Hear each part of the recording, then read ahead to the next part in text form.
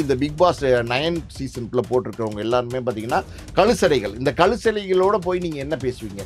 சாக்கடைக்குள்ளே நீங்கள் இறங்குனீங்கன்னா உங்களுக்கும் சாக்கடை வாசனை தான் வரும். நீங்கள் என்னதான் குளித்தாலும் சாக்கடை வாசனை தான் உங்கள் மேலே அடிக்கும். அந்த மாதிரி தான் வந்து இப்போ வந்து விஜய் சேதுபதி வந்து இவங்களோட பேசிகிட்டு இருக்காரு.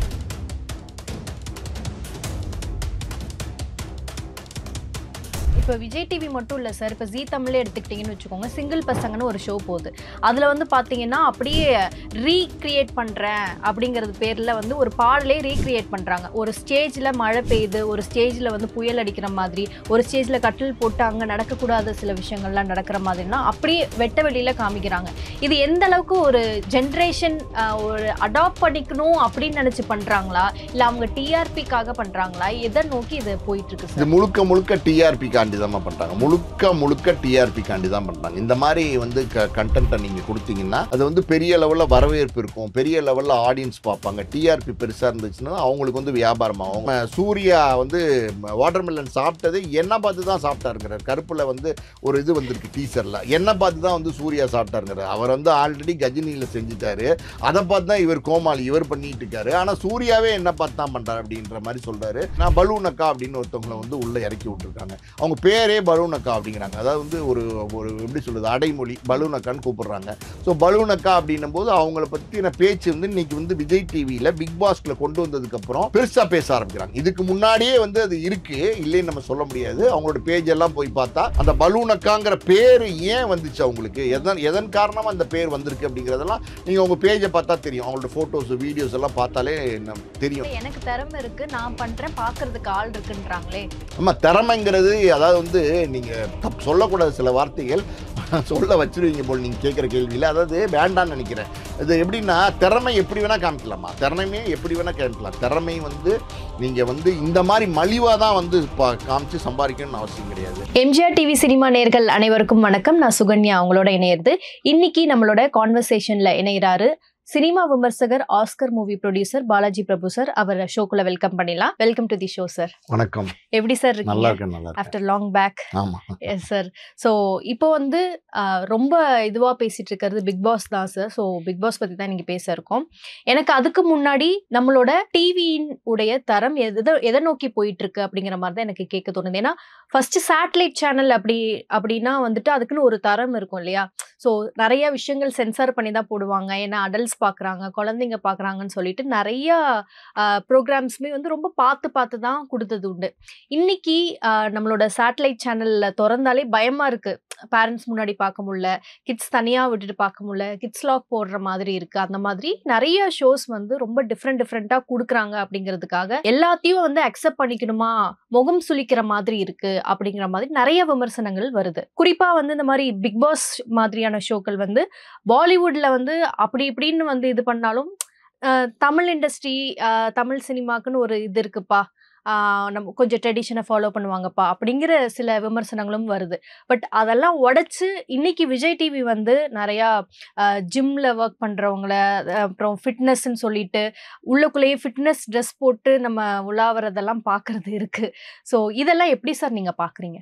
சேட்டலைட் சேனலுக்குன்னு ஒரு சென்சார் இருக்குது. அதாவது வந்து சேட்டலைட் சேனலில் ஒரு ஏ சர்டிஃபிகேட் படத்தை நீங்கள் டெலிகாஸ்ட் பண்ணணும் அப்படின்னா அந்த ஏ சர்டிஃபிகேட் வந்து நீங்கள் யூ சர்டிஃபிகேட்டை கன்வெர்ட் பண்ணால் தான் நீங்கள் வந்து சேட்டலைட் சேனலில் வந்து டெலிகாஸ்ட் பண்ண முடியும். இந்த மாதிரி நிறைய வரைமுறைகள்லாம் வந்து சேட்டலைட் சேனல்ஸில் வந்து தொடர்ந்து ஃபாலோ பண்ணிட்டு வந்தாங்க.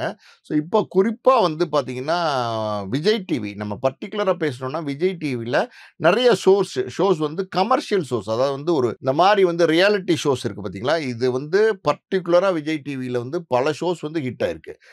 நம்ம வந்து அது இதுலேருந்து கலக்க போவது யார், இந்த மாதிரி நிறைய ஷோஸ் வந்து விஜய் டிவி ஷோஸ் எல்லாமே வந்து மக்கள்கிட்ட வந்து பெரிய லெவலில் வந்து வரவேற்பு கிடச்சிருக்கு. ஸோ அந்த வகையில் பார்த்தீங்கன்னா பிக் பாஸ் பார்த்தீங்கன்னா இது வந்து ஒரு இன்டர்நேஷ்னல் ஷோ. இது வந்து இன்டர்நேஷ்னல் ஷோனா இன்டர்நேஷ்னலாக உலக அளவில் பார்த்தீங்கன்னா ஒரு ஆங்கில படம் நம்ம பார்த்தோம்னா அந்த ஆங்கில படம் அது வேறு மாதிரி தான் இருக்கும். அதில் நிறைய கவர்ச்சி இருக்கும். அதாவது வந்து ஒரு மாதிரி பிக்னி போட்டு வருவாங்க, இதில் ரொம்ப கேஷுவலாக வந்து ஒரு சன் பாத் எடுத்துக்கிற மாதிரியான ஒரு காட்சி இதெல்லாமே இருக்கும். காரணம் என்ன, அவங்களுடைய கலாச்சாரம் வந்து அப்படி இருக்கிறதுனால அதை நோக்கி தான் அவங்க அந்த படத்தை பண்ணுவாங்க. ஸோ நம்ம இந்தியாவுக்கு அந்த ஷோ கொண்டு வரும்போது இப்போ வந்து நீங்கள் சொன்ன மாதிரி பார்த்தீங்கன்னா நார்த் இந்தியாவில் அந்த ஷோ பாலிவுட்ல வரும்போது, பாலிவுட்ல வந்து அது பிரபலமாச்சு. ரொம்ப பிரபலமாச்சு. அதுக்கப்புறம் வந்து தொடர்ந்து சவுத் இந்தியா பக்கம் அந்த ஷோஸ கொண்டு வராங்க. கொண்டு வரும்போது பார்த்தீங்கன்னா, கமலஹாசன் வந்து அத தொகுத்து வழங்குறார். Bigg Boss show first time introduce பண்ணும்போது, கமல் வந்து அத கம்பேர் பண்றார். கமல் வந்து அது வேற மாரி, அதாவது வந்து ரொம்ப இன்ட்ரஸ்டிங்கா, அதே மாரி பார்த்தீங்கன்னா, மெச்சூர்டா ஷோவோட தரமும் குறையாம, கரெக்ட்டா வந்து ஈக்குவலைஸ் பண்ணி அந்த ஷோ வந்து நடத்திட்டு போவாரு. அப்ப விஜிஎஸ் பண்ணலன்னு சொல்றீங்களா? விஜிஎஸ் பண்ணலேன்னு நம்ம சொல்லல. விஜிஎஸ் வந்து கமல் அளவுக்கு பண்ணலைங்கிறது தான் உண்மை. இப்ப கமலுக்கு இருக்கிற மெச்சூரிட்டின்னு ஒண்ணு இருக்கு பார்த்தீங்களா? அது வந்து இந்த ஷோவ தொகுத்து வழங்குன விதமே வந்து வேற மாரி இருந்துச்சு. அதாவது உண்மையா அதான். அதாவது வந்து ஒரு ஒரு ஷோல அவர் வந்து ஒரு புக்க பத்தி சொல்லுவாரு. ஒரு அரசியல் பத்தி பேசுவாரு. ஒரு அறிவு சார்ந்த விஷயங்கள் நெறைய விஷயங்கள் பேசுவாரு. அதே மாரி அந்த அதாவது வந்து இந்த கண்டஸ்டன்ட் கிட்ட வந்து பேசம்போது, அவங்களுடைய பிரச்சனைகள கேட்கும்போது, அட்ரஸ் பண்ணும்போது, அங்கேயுமே பார்த்தீங்கன்னா, கமல் வந்து பல நேரங்கள்ல வந்து ரொம்ப லிபரலாவும், ரொம்ப ஜாலியாவும் பேசுவாரு. பல நேரங்கள்ல வந்து அந்த கண்டிப்புன்னு ஒண்ணு இருக்கு பார்த்தீங்களா? அதையும் வந்து அவர் மெயின்டெயின் பண்ணுவாரு. இன்னொரு விஷயம், கமல் வந்து அந்த ஷோலாம் நடத்தும்போது, அங்க கலந்துக்கிட்டவங்க எல்லாமே வந்து கிட்டத்தட்ட ஒரு 75 பெர்சென்ட் வந்து சினிமா பிரபலங்களா இருந்தாங்க. ஒரு உதாரணத்துக்கு நம்ம சொல்லணும்னா, ஓவியா இருந்தாங்க, ஆரவ் இருந்தாரு, ஹரிஷ் கல்யாண் இருந்தாரு, கவின் இருந்தாரு, லாஸ்லியா இருந்தாங்க, சரவணன் இருந்தாரு, சேரன் இருந்தாரு, சிநேகன் இருந்தாரு, பரணி இருந்தாரு, ஸ்ரீ இருந்தாரு. இந்த மாரி நெறைய வந்து சினிமா பிரபலங்களை வந்து இந்த இந்த ஷோக்குள்ள கொண்டு வந்தாங்க. இந்த சினிமா பிரபலங்கள் இந்த பிக் பாஸ்க்குள்ள வராங்க அப்படின்னும்போது, ஒரு ஒரு பிரபலமா இருக்கிற ஒரு சினிமா நடிகரோ, நடிகையோ இந்த ஷோக்குள்ள வந்து ஒரு 100 நாள் இருக்க போறாங்க. செல்ஃபோன் யூஸ் பண்ணல. ஒரு ஒரு ஒரு 15 கண்டஸ்டன்ட்டோட வந்து ஒண்ணா இருக்க போறாங்கன்னும்போது, அவங்க என்ன பண்ணுவாங்கன்னு ஒரு கியூரியாசிட்டி இருக்கு பார்த்தீங்களா? அது ஆட்டோமேட்டிக்காவே வந்து ஒரு பப்ளிக் வரும். இப்போ ஒரு பிரபல நடிகை, ஒரு உதாரணத்துக்கு ஒரு லாஸ்லியா, ஒரு கவின், ஒரு ஹரிஷ் கல்யாண் இந்த மாரி நடிகர்கள்லாம் அவங்களுடைய லைஃபு அவங்க அவங்களுடைய அவங்களுடைய லைஃப் ஸ்டைலலாம் நம்ம பார்த்துருக்க மாட்டோம். ஆனா, இந்த பிக் பாஸ்ல வந்து டெய்லி 24 ஹவர்ஸ் வந்து Hotstarல போடுறாங்க.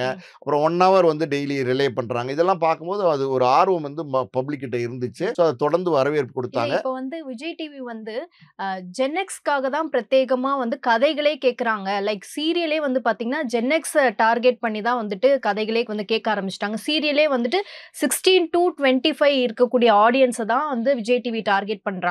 ஸோ அதுக்காக அவங்களுக்காக நாங்க ட்ரெண்ட் செட்டப் பண்றோம் அப்படிங்கிறதுக்கு மாதிரியான பேச்சுக்கள் போய்க்கிட்டு இருக்கே. இதுக்காக வந்து விஜய் சேதுபதியே மாத்தப்பட்டிருக்கலாமா? இல்ல இது வந்து இந்த ஜென்எக்ஸ்காண்டி படம் எடுக்கிறது வந்து ஜென்ஸ் கிட்ஸ்காண்டி படம் எடுக்கிறது இருக்கு பார்த்தீங்களா? அதுவும் நெறைய மாறி போச்சு. இப்போ வந்து நீங்க வந்து ஓடிடி சேனல்லாம் வந்ததுக்கப்புறம் பார்த்தீங்கன்னா, ஒரு தமிழ் டைட்டில் கூட நம்ம உருப்படியா வைக்க முடியல. ஒரு இட்லி கடைன்னு வந்து ஒரு தனுஷ் படத்துக்கு வச்சிருக்காங்க.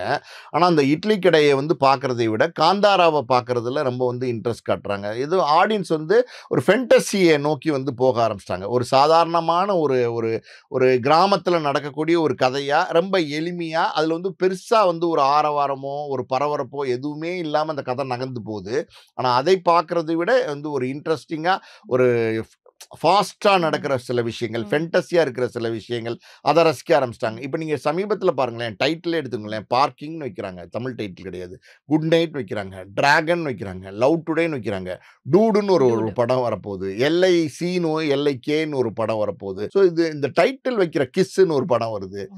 டைட்டில் வைக்கிற பேட்டர்னே மாறி மாறி போச்சு. போச்சு. நல்ல அதாவது வந்து வீரபாண்டிய கட்டபொம்மன் மாரி, இல்லன்னா மண் வாசனை மாரி, நெறைய படங்கள் வேற வேற படங்கள் நம்ம சொல்லிக்கிட்டே போலாம். அந்த மாரி இருந்த காலங்கள்லாம் மாறி, இப்ப இந்த ஜென்ஸி கிட்ஸ்காண்டியே நெறைய பேர் வந்து படங்கள் எடுக்க ஆரம்பிச்சுட்டாங்க. அப்பலாம் வந்து தமிழ்ல தான் இருக்கணும்னு சொன்னாங்களே! இப்ப ஏன் சார் அதுக்கெல்லாம் குரல் குடுக்கல? இல்ல அதுதான் சொல்றேன்ல. காலங்கள் ரொம்ப மாறிக்கிட்டே போதும்மா. நீங்க வந்து இன்னைக்கு வந்து தமிழ்ல தான் இருக்கணும் அப்படின்னு சொல்ல முடியாது. தமிழ்ல இருக்கணும்னு அவங்க வந்து சொல்லம்போது என்ன சொன்னாங்கன்னா, தமிழ்ல அந்த தலைப்பு இருந்தா வரி விலக்குலாம் கிடைக்கும். நெறைய வந்து சப்சிடீஸ்லாம் கிடைக்கும். இப்ப ஒரு படம் தயாரிக்கிறாங்க அப்படின்னா, வருஷத்துக்கு வருஷம் பார்த்தீங்கன்னா, அதுக்கு சப்சிடி குடுப்பாங்க தமிழ் படத்துக்கு. தரமான படங்களுக்கு. ஸோ அந்த சப்சிடிலாம் உங்களுக்கு தமிழ் டைட்டில் இல்லைன்னு சொல்லும்போது, ஆட்டோமேட்டிக்கா தமிழ் டைட்டில் வைக்கிறதுக்கான சூழல்கள் இருந்துச்சு.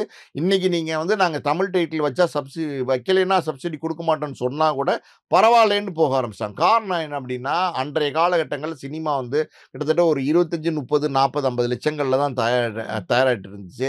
இன்னைக்கு ஒரு குறைஞ்சபட்சம் பார்த்தீங்கன்னா, 20,00,00,000, 30,00,00,000, 40,00,00,000, 50,00,00,000, 200, 300, 400, 500ன்னு வந்து புரொடக்ஷன் காஸ்ட்டே போயிருச்சு. ஸோ அப்படி இருக்கும்போது இருக்கும்போது இன்னைக்கு ட்ரெண்ட் அப்படின்னு ஒண்ணு இருக்கு. அந்த ட்ரெண்டை நம்ம ஏத்துக்கணும். இன்னைக்கு வந்து யங்ஸ்டர்ஸ்க்காண்டி தான் படம் எடுக்குறாங்க அப்படிங்கிறத நம்ம இல்லைன்னு நம்ம சொல்ல முடியாது.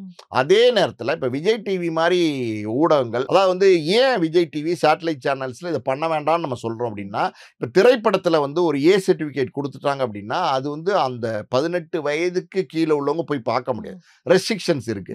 பட் அப்படி வீட்ல தான் இருக்கு. சேட்டலைட் டிவிங்கிறது வீட்ல எல்லாருமே பார்க்குறாங்க. இன்னைக்கு எல்லாருமே பார்ப்பாங்க. ஒரு அப்பா, அம்மா, அண்ணன், தம்பி, தாத்தா, பாட்டி, ஒரு குழந்தைங்க, இந்த குடும்பமே வந்து உட்கார்ந்து ஒரு பார்க்குற ஒரு என்டர்டெயின்மென்ட் மீடியா தான் ஒரு சின்ன திரை. அந்த சின்ன திரையில வந்து நீங்க வந்து வல்காரிட்டி, அது தரம் தாழ்ந்த கன்டென்ட் இதெல்லாம் நீங்க போடும்போது என்ன ஆகும்னா, இந்த குழந்தைங்கலாம் இருக்காங்கல்ல, இந்த ஜெனரேஷன் அடுத்து நீங்க சொல்ற மாரி அடுத்து அவங்க தான் ஜென்ஸி கிட்ஸா மாறுவாங்க. அந்த மாரி இளம் குழந்தைகள் இருக்காங்கல்ல, அவங்க மனசுல வந்து பாய்சன் பண்ற மாரி. இப்ப நீங்க இந்த விஜய் டிவியே எடுத்துக்கிட்டீங்கன்னா, இதுக்கு முன்னாடி நான் சொன்ன மாரி கமலஹாசன் நடத்தும்போது அந்த கண்டஸ்டன்ட்ஸ் எல்லாம் பார்த்தீங்கன்னா, ஒரு குவாலிட்டியான கண்டஸ்டன்ட்ஸா இருந்ததுனால, அவங்களோட வந்து கமலஹாசன் இன்டராக்ட் பண்ணும்போது, கமலுக்கும் ஒரு கிரேட் இருந்துச்சு. இப்ப விஜய் சேதுபதி வந்து ஒரு நல்ல நடிகர், திறமையான நடிகர், பண்பட்ட நடிகர், நெறைய நல்ல படங்களை குடுக்கக்கூடிய ஒரு மகாராஜாலாம் பார்த்தீங்கன்னா, பெரிய ஹிட் படம் குடுத்தாரு. தொடர்ந்து வெற்றி படங்கள குடுத்துட்டு இருக்கிறாரு. இப்ப தலைவன், தலைவின்னு ஒரு படம் வந்திருக்கு. அதுவே பெரிய பெரிய கலெக்ஷன் பண்ணியிருக்கு. ஸோ இப்படி இருக்கிற விஜய் சேதுபதி, அதுவும் இல்லாம இப்ப நடிகன் அல்லாம விஜய் சேதுபதி நீங்க பார்த்தீங்கன்னா, ஒரு மேடையில வந்து ஏறி பேசுறாரு. இல்லைன்னா ஒரு பேட்டி குடுக்குறாரு அப்படின்னா, நல்ல கருத்துள்ள கன்டென்ட் எல்லாம் வந்து அவர் சொல்றாரு. ஸோ அப்படிப்பட்ட ஒரு விஜய் சேதுபதி இன்னைக்கு இப்ப இருக்கிற கழுசடைகள், நம்ம அப்படிதான் சொல்லணும்னா, விஜய் டிவிக்குள்ள இன்னைக்கு இந்த பிக் பாஸ் 9 சீசனுக்குள்ள போட்டிருக்கிறவங்க எல்லாருமே பார்த்தீங்கன்னா, கழுசடைகள். இந்த கழுசடைகளோட போய் நீங்க என்ன பேசுவீங்க? சாக்கடைக்குள்ள நீங்க இறங்குனீங்கன்னா, உங்களுக்கும் சாக்கடை வாசனை தான் வரும். நீங்க என்னதான் குளிச்சாலும் சாக்கடை வாசனை தான் உங்க மேல அடிக்கும். அந்த மாரி தான் வந்து இப்போ வந்து விஜய் சேதுபதி வந்து இவங்களோட பேசிட்டு இருக்காரு. இன்டராக்ட் பண்றாரு. வாரம் இன்டராக்ட் பண்ணணும்ல. இன்டராக்ட் பண்ணிட்டு இருக்காரு. ஸோ அது வந்து விஜய் சேதுபதிக்கே வந்து பார்த்தீங்கன்னா, அது வந்து எப்படி சொல்றது? ஒரு அவமானம் தான், கேவலம் தான். இப்ப விஜய் டிவி மட்டும் இல்ல சார். இப்ப ஜீ தமிழே எடுத்துக்கிட்டீங்கன்னு வச்சுக்கோங்க. சிங்கிள் பசங்கன்னு ஒரு ஷோ போகுது. அதுல வந்து பார்த்தீங்கன்னா, அப்படியே ரீகிரியேட் பண்றேன் அப்படிங்கிறது பேர்ல வந்து ஒரு பாடலே ரீகிரியேட் பண்றாங்க. ஒரு ஸ்டேஜ்ல மழை பெய்யுது, ஒரு ஸ்டேஜ்ல வந்து புயல் அடிக்கிற மாதிரி, ஒரு ஸ்டேஜ்ல கட்டில் போட்டு அங்க நடக்கக்கூடாத சில விஷயங்கள்லாம் நடக்கிற மாதிரிலாம் அப்படியே வெட்ட வெளியில காமிக்கிறாங்க. இது எந்த அளவுக்கு ஒரு ஜெனரேஷன் ஒரு அடாப்ட் பண்ணிக்கணும் அப்படின்னு நினைச்சு பண்றாங்களா? இல்ல அவங்க டிஆர்பிக்காக பண்றாங்களா? எத நோக்கி இது போயிட்டு இருக்கு இது சார்? முழுக்க டிஆர்பி காண்டி தான்மா பண்றாங்க.